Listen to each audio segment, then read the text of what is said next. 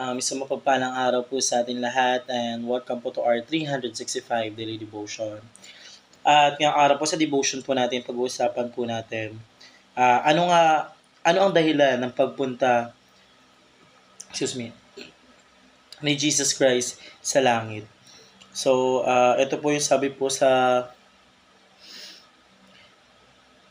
ating concept po patungkol po sa ascension po or sa tinatawag po nating pag-akyat po ng ating Panginoon Diyos sa langit. So, the rising of Jesus from the earth into heaven 40 days after His resurrection.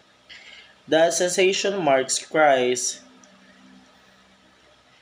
enthronement, establishing His sovereign reign as King over all creation and head of the church. So yun po ating sabi po sa concept po patungkol po sa sensation.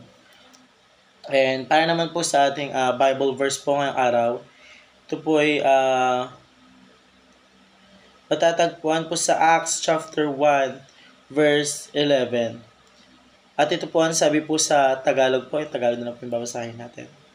Sabi nila, kayong mga taga-Galilea, bakit kayo nakatayo rito at nakatingin sa langit? Itong si Jesus na umakyat sa langit ay magbabalik gaya na nakita niyo yung pag-akyat niya. So sinasabi po dito sa mga gawa po, kasi po nasaksiyan po ng mga Galilea po yung pag-akyat po ng ating Panginoon Diyos.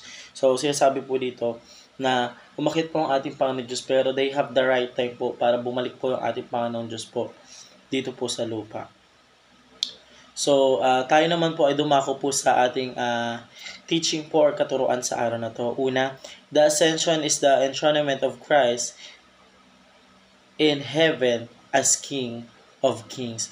So, may kadahilanan po yung pag-akyat po ng ating Panginoon Diyos po sa langit po nung after po ng 40 days po ng resurrection po ng ating Panginoon Diyos. So, ito po yung sinasabi po.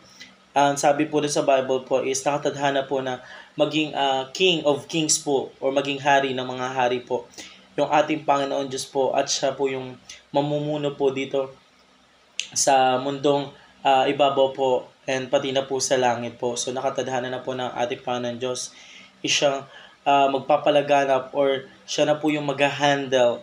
So kunyari po parang sa president po, siya na po yung siya na po yung sinusunod po ng mga tao. Pero at the other side po, mas mataas po ang ating Panginoon Diyos. Kaya kahit anong mangyari po, we have to sunod po our Jesus Christ po.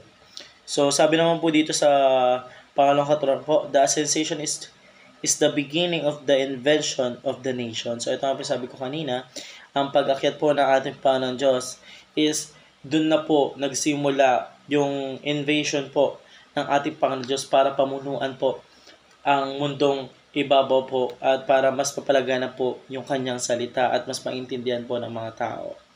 So, pangatlong katanungan po, the ascension assures us that earth will become a territory of heaven. So, sa pagtaas po ng ating Panginoon Diyos sa langit po, nag-assure po siya na yung langit po is magiging territory of heaven po. So, may tamang panahon po ng ating Panginoon Diyos po is bababa mula po sa langit, papunta po dito sa lupa.